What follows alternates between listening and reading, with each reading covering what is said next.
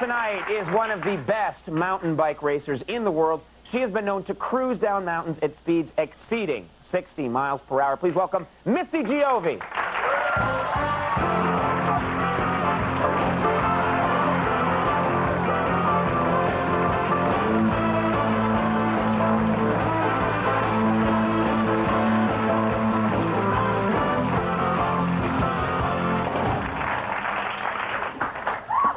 Conan, a little luck for you. Just some for your coffee. What is that you're sprinkling around? I'm curious. Here you go, here you go. It's my dead dog. Well, you know, it's ruffian. It's my dog, you know. It's for good luck. It's a little ritual I have. I thought I'd give a little bit to you. I put on my Thanksgiving dinner once. It doesn't taste that bad. Just well, I won't be drinking this, that's for sure. You sprinkle, what do? You carry around the ashes of your dead dog? It's protection. I mean, you know, it's kind of dangerous what I do, and yeah, you know, if I don't do this, then I might not make it down, I figure. But, you know, take him for a little ride with me, you know. I put him in my bra, you know, for a little... I'm sure he enjoys that, yeah. He does. He does. Aren't you starting to, I mean, how big was this dog? Have you been doing this for a while? Aren't you starting to run out of dog ash? I hate to be the dog you pick out next. Running low, you, no! Luckily, he was pretty big. He was like a good, stout, 125-pound lab, so... Then you get plenty of ash that way. Exactly. Good thinking. You know, my parents are thinking. So you do that. You do that, but it hasn't protected you because you've had a lot of broken bones. Just give us the list of things that you've broken. Should I start with from head down or from feet up? However you prefer. I've had like 6 concussions, a broken collarbone, separated this shoulder twice, dislocated this shoulder twice, broke this wrist 3 times, fingers wrong way, probably about 4 of them. This shoulder, no, this wrist twice, 3 times twice, yeah. Broke my pelvis in 5 places.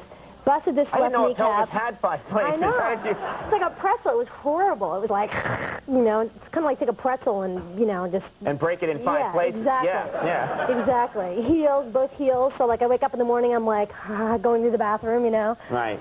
So. Any neck injuries ever? Because that's the thing I would worry about. Well, you know, I had an undetected, you know, I think a little cervical break up there because I went to go get a MRI, and they were like, oh, so when did you break your neck? I'm like, it's broken? They're like, no, it was broken in the past. I'm like, I didn't know that. Weren't you suspicious when it was hanging at a 90-degree angle? For 2 years. Broken. I don't have a problem here. For 2 years it was hurt, you know? We have a clip here which illustrates a little bit of what you're talking about. Can we show this?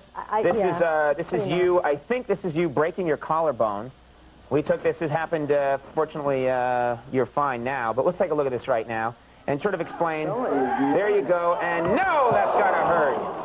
And then, of course, we can see that in slow motion. And no! You know what's crazy is that's fine, Liz. I thought the second time I could talk you out of... you know, not this time. You broke that, but you're fine now. Yeah, it's good. You know, it healed. There's a bit of a bump on it, but, you know, nothing that you can't glue back together eventually. A lot of vitamins. You have a nice attitude about it all. You've been, got to ask you about this, you've been suspended from competition a number of times. Why? Behavioral problems. You know, I got in a fight with an official once. He wouldn't let me go, and then there was another official who happened to be standing downwind of him. I spit. They said it hit her. I'm sure it did. I apologize. It wasn't on purpose, but they still thought that it was intentional. You just didn't intend to spit to hit anybody. Yeah, you know, I didn't... That's a terrible defense, yeah. I was like, ooh, I'm sorry. And, I wiped it off of her, I mean... You did? I did, yeah. And you've been, profusely. You've been arrested. You want to tell us about that? Oh, God. Well... You know, there's this cop, and he was, you know, a wise ass, and he decided that, you know... these stories always start. How'd you get arrested? Well, there was this cop, see? That's how 95% of these stories begin. I know. He pretended like he was my dad. He told me how to dress, how to look, and I was like, So I ran by him, I stole his hat, and I was like, you can't catch me, ha-ha. You know, and, well, you know... Yeah, he's on a bicycle. How can he catch me in that automobile? He caught my friend, but I eventually ended up getting arrested. What is it you get? What's the punishment for stealing a cop's hat? Because that's that just seems silly. Virginia? They wanted to put me in for 5 years. Really? Oh, they don't like Italians down there, I don't think. My apologies to our Virginia affiliate.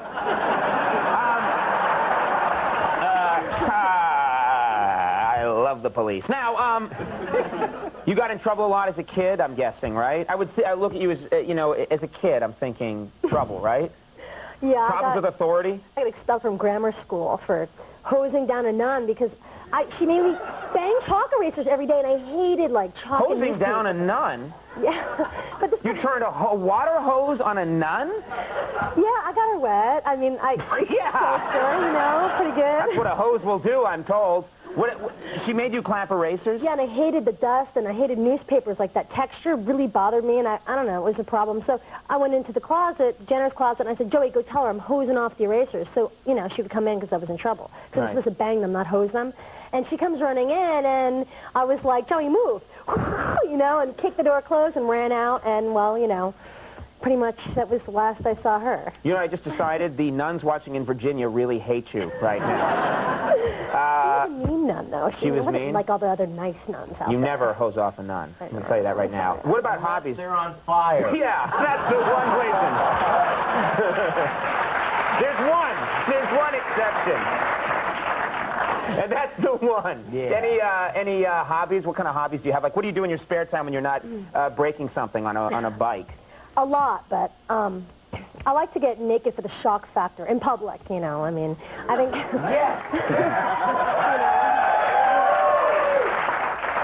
I have this trampoline, and it's like by this, this road that's kind of busy, and so I get my friends, we jump on it naked above the bushes, and we, like, wave to trucks going by and stuff, Wait, so they see just a flash of, woo! Yeah, exactly. How many truck accidents have you caused?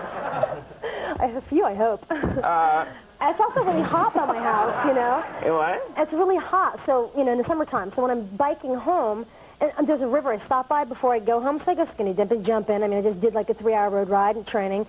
I don't want to put this Lycra back on. I mean, it's like putting pantyhose back on a wet body is not okay. So I bike naked. So I've learned, yeah, right. So, so when you do this nudity, have you gotten arrested for that? Because isn't that against the law? Or you're on your own property? Well, I'm on as long as you're in the air, you're okay. Yeah, I'm on, like, on a public transportation system road here, but, so one old lady came by in a pickup truck, and she's like, I can see it all slow motion. I'm biking naked back to my house, sprinting like, oh, my God, someone's going to see me. This could be funny. And she looked at me, and she was like, oh, my God, George, look at the girl. She's naked, It was so funny. You bring joy everywhere you go. I try. Let me ask you finally, I know you have an announcement to make before you go to the people out there. I'm independent in 1999, and I'm looking for some corporate sponsorship. And looking for title sponsor, probably like automotive or apparel industry, and, to wear their billboard when I come racing down the hill. So you're looking for a sponsor? Yeah. I don't know why you wouldn't get one. You sprinkle the ashes of a dead dog and hose down a nun. Talk about your arrest record. I think you'll get calls right away. Good luck with that. All right, well, Missy, it's always fun to have you on the show. Missy Giove, everybody. We'll take a break. We'll be right back.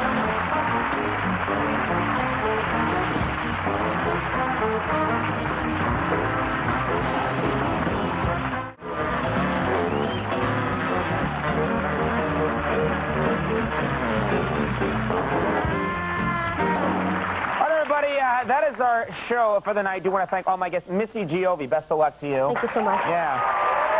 Don't break anything. All right, thanks to Tom Everett Scott for being here. Thanks a lot for coming, Tom. Thank you. The incomparable Richard Dean Anderson, ladies and gentlemen. Of course, we got Andy Richter. We have Max Weinberg and the Max Weinberg 7. Good night, everybody. Stay tuned for later. We'll see you tomorrow.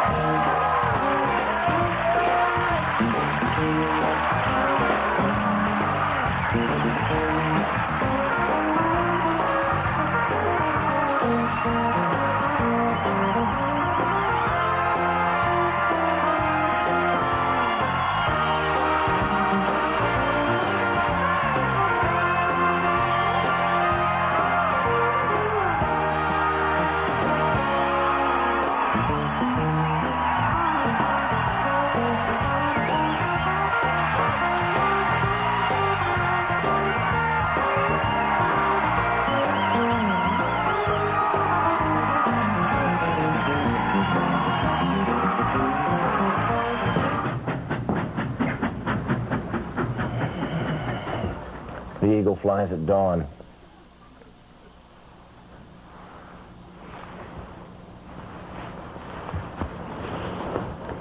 The walrus sips wine from the thimble.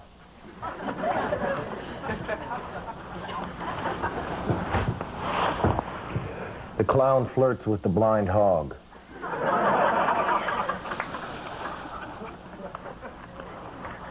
I just got the go-ahead, so proceed. The Prime Minister will be dead in 12 seconds. Why? Why? Because you just said, the clown flirts with the blind hog. No, I was being serious. Look.